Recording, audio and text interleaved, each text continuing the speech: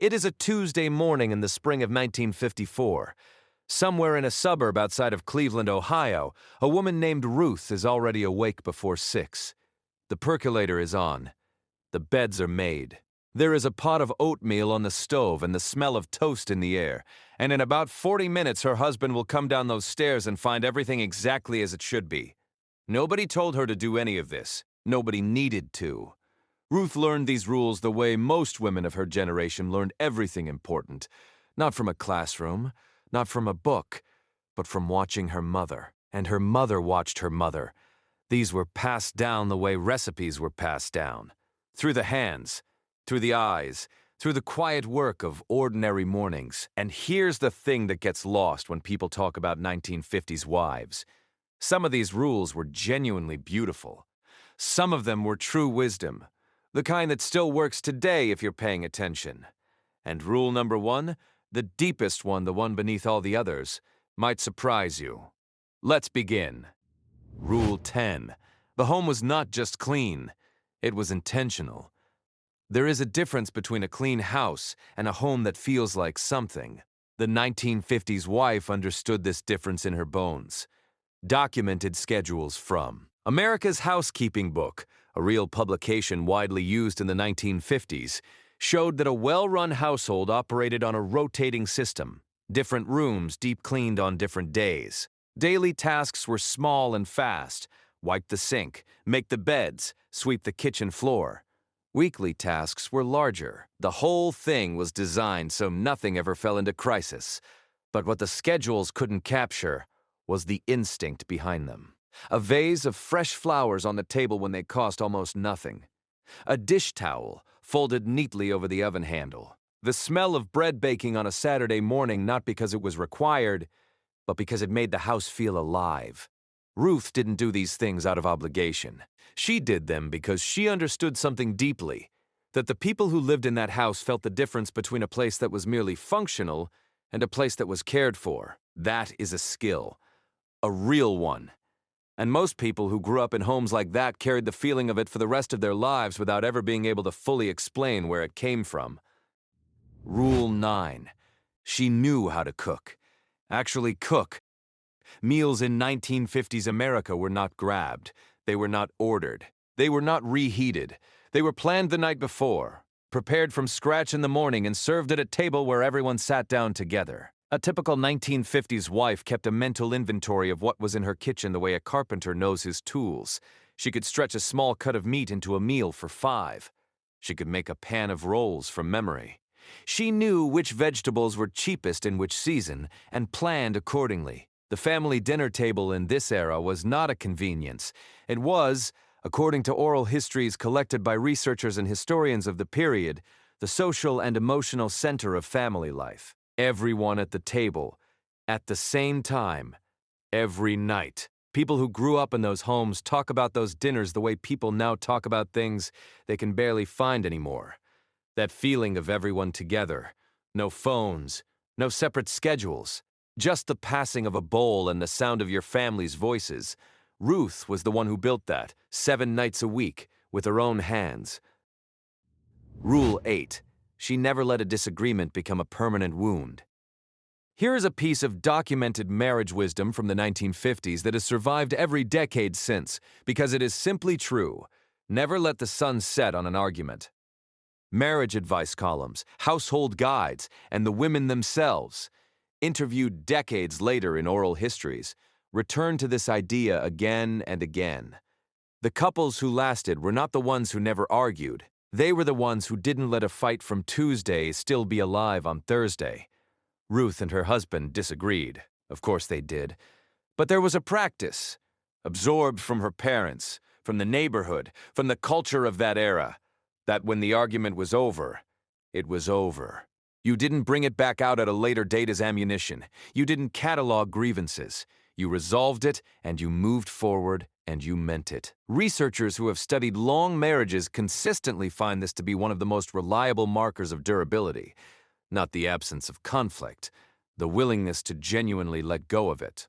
These women knew that before the research said so. Rule 7. Sunday was protected. In 1950s America, Sunday meant something. It meant family, not errands, not work brought home from the office, not catching up on tasks. Family. The 1950s neighborhood was also a place of real community. Documented accounts from the era describe a social world built on mutual presence. You brought a casserole when the neighbor's mother died. You showed up. You were known by name on your street and looked after in times of trouble. Sunday was when that sense of belonging was most visible and most felt. Oral histories from people who grew up in this era describe Sunday afternoons with a specific, almost physical sense of warmth. A grandmother's house, a pot roast, cousins running through the yard. The particular quality of light in a living room on a Sunday afternoon, with everyone together and nowhere to be. Ruth protected Sunday. It was the one day that belonged entirely to the people she loved, and she guarded it without apology. Rule 6. She kept her friendships. Actively. People sometimes imagine the 1950s housewife as isolated, alone in her house with her chores and her quiet. The real documented picture is different. The 1950s neighborhood was alive with women's community, bridge clubs, PTA meetings, neighbors dropping by the back door without calling first because that was simply what neighbors did. Documented accounts from women of this era describe afternoons on the front porch with a cup of coffee, and whoever happened to stop by, an informal social world that was woven through the fabric of ordinary weekdays. Ruth had her women, her circle, the neighbor she called when the baby had a fever and she didn't know what to do, the friend who made her laugh so hard she had to set down her coffee cup, the group of women she had known since before she was married, who kept her grounded in who she was before she was a wife and a mother. These friendships were not separate from her marriage. They supported it. They gave her somewhere to bring her humor and her worries and her personality, so she didn't need her husband to be everything. That is wisdom too. Quiet, practical wisdom. Rule 5. She knew the difference between a real problem and a bad day. This one was never written anywhere, but it was lived by almost every woman who had a long and functional marriage. A 1950s wife who had watched her own parents stay married through the Depression and a world war had a calibrated sense of proportion about difficulty. She knew what an actual crisis looked like. She had seen real hardship up close, and that perspective gave her something that is genuinely hard to come by: the ability to let a bad Tuesday just be a bad Tuesday. Her husband came home short-tempered from work. She didn't take it as a statement about the marriage. He was difficult about something small. She didn't build it into something large. This wasn't resignation. It wasn't weakness. It was a clear-eyed understanding that a long marriage crosses a great many bad days, and that the health of the whole thing should not be measured by any single one of them. The women who stayed married for 40 and 50 years, and many of them did, genuinely happily, almost universally had this quality: a steadiness, a refusal to catastrophize, a long view. Rule 4. She took real pride in her craft. There is something that gets completely lost in modern conversations about 1950s housewives. Many of them took genuine, deep, real pride in what they did. Not performed pride, not pride for anyone else's benefit. The private satisfaction of a woman who was genuinely skilled at something difficult and knew it. Managing a household budget in the 1950s required real financial intelligence. Many families were still close to the memory of the Depression. Waste was not an option.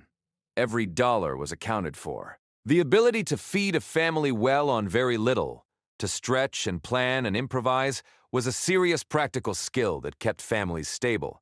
Historian Sheila Hardy, who collected heartwarming personal accounts from women who were actual 1950s housewives, found this pride consistently throughout her research. These women were not embarrassed by their work. They spoke about a well-run home the way a craftsman speaks about a well-made thing, with satisfaction. Ruth had worked that house into something. She knew every corner of it. She had solved its problems and learned its rhythms and made it run. That was hers. Nobody could take that from her. Rule 3. She was the emotional memory of the family.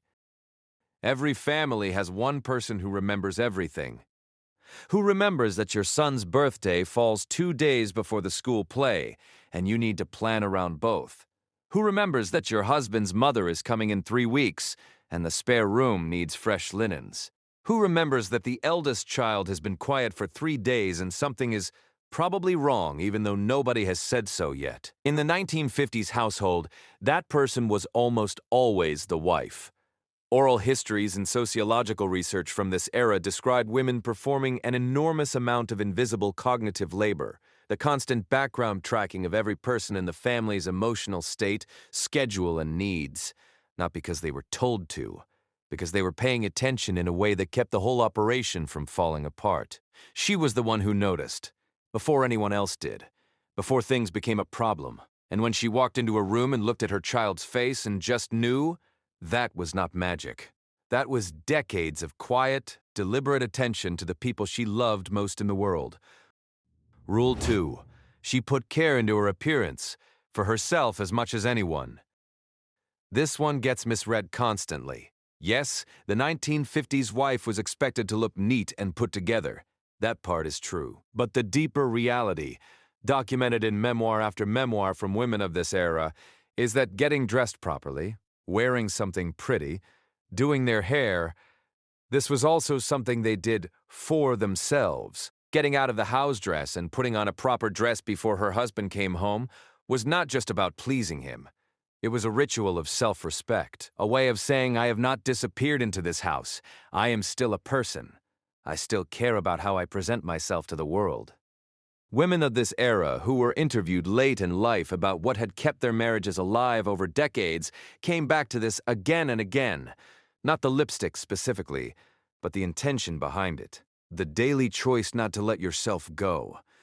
To remain someone, not just a function. There is something in that worth holding on to. Not the specific form of it, but the spirit of it. The idea that showing up for your own life every day in small visible ways is a form of dignity. Ruth knew this. She knew it without anyone having to explain it to her. And that brings us to Rule 1, the deepest one, the one that was never said aloud because it didn't need to be.